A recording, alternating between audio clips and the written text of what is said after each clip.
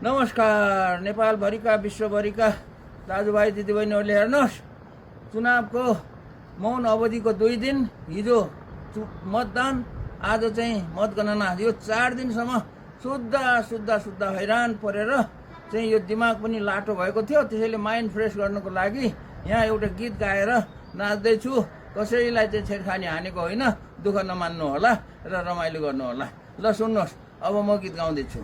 एउटा मान्छेको भोटले कति फरक पर्दछ चुनावमा, एउटा मान्छेको घमण्डले कति फरक पर्दछ चुनावमा, एउटा मान्छेको तितो मुखले कति फरक पर्दछ मतदानमा, एउटा मान्छेको मिठो मुखले कति फरक पर्दछ चुनावमा।